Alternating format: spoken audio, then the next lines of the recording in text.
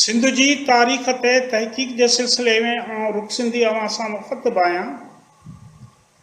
अॼु पाण इन ते ॻाल्हि ॿोल कंदासीं त सिंध धरतीअ जी जोड़जक कीअं थी। हिन माथिरीअ में इंसान पंहिंजे सफ़र जे इर्तिका जा ॾाका कीअं तय कया। सिंध धरतीअ जो वजूद 4.5 अरब साल अॻु थियो। उन वक़्तु सिंध जे धरतीअ ते ज़िंदगीअ जो को बि आसार मौजूदु न हुयो। सिंध में रनीकोट जो जाबुलू सिलसिलो 4 करोड़ 80 लख साल आगाटो आहे। उन वक़्तु सिंध जे सरज़मीन ते वण टिण जीत ऐं मच्छियूं वजूद वठी चुकियूं हुयूं। सिंध में लखी ऐं झंपीर वारियूं टकरियूं 4 करोड़ 70 लख साल अॻु वजूद में आयूं। सिंध जे सरज़मीन ते खीरथर जो जाबुलू सिलसिलो 3 करोड़ 60 लख साल अॻु जुड़णु शुरू थियो। उन वक़्तु बि हिन सरज़मीन ते जानदारनि में फ़क़ति मच्छियूं, जीत, वण टिण ऐं गाह वजूद वठी चुको हो।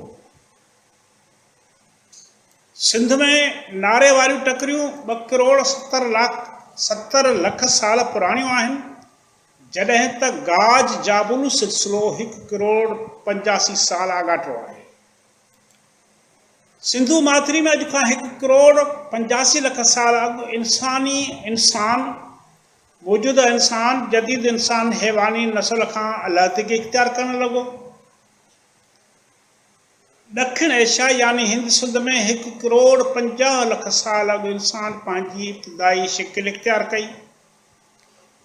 संदन मिलियल बाक़ियात खे रामापिथेक्स जो नालो ॾिनो वियो आहे।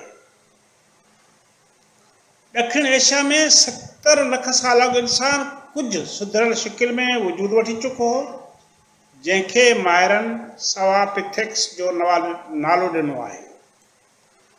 सिंधु माथिरी यानी मौजूदा पाकिस्तान जे हदुनि में 20 लख साल अॻु रावत जे मुक़ाम तां जदीद इंसान जूं साख़ियूं मिलियूं आहिनि। इहे माण्हू पत्थर जे औज़ारनि जो इस्तेमालु कंदा हुया।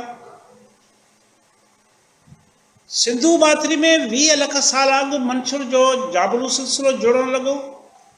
उन वक़्तु सिंधु माथिरी में इंसान, जानवर, पखी, वण ऐं ॿूटा पंहिंजो वजूद वठी चुका हुआ। लूणी नदी नंगर पार्कनि में 5 लख साल अॻु इंसानी रहाइश साबित थी। इन दौर जा माण्हू पत्थर जा औज़ार इस्तेमालु कंदा हुआ। सिंध जे रोहिड़ीअ वारियुनि टकरियुनि में इंसान 50,000 साल अॻु रहाइश इख्तियार कई, जितां पुराणे पत्थर दौर जे इंसाननि जा औज़ार हथ कया विया आहिनि। उन वक़्त जा माण्हू पखियुनि ऐं जानवरनि जो शिकार कंदा हुआ, जॾहिं त बाहि बि दरियाफ़्त कई वई हुई। सिंध जे कराची, हैदराबाद ऐं मंसूर ढंढ वारनि इलाइक़नि में 15,000 साल अॻु इंसाननि जे रहाइश जा आसार मिलिया आहिनि। उन वक़्त में हितां जा माण्हू जानवर पालींदा हुआ ऐं ज़मीन खेड़े फसल बि कंदा हुआ। सिंध में 9,500 साल अॻु माण्हुनि कखा मां घर ठाहिण शुरू कया।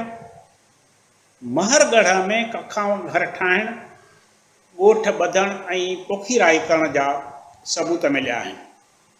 उन वक़्तु सिंध में कणिक, जवन ऐं कपह जी पोखाई शुरू थी चुकी हुई।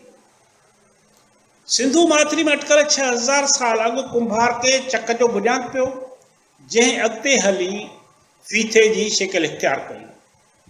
सिंधु माथिरी में 6,000 साल अॻु धात ॻोल्हे लधी वई, जंहिं बैदि ट्रामे मां औज़ार ऐं हार सिंगार जूं शयूं ठहणु लॻियूं। सिंधु माथिरी में 5,500 साल अॻु शहरनि जे अॾावत जो बुनियादु पियो। मुंहनि जो दड़ो, हड़ापा ऐं चांहो जे दड़े जहिड़ा वॾा शहर अॾिया विया। महिरबानी।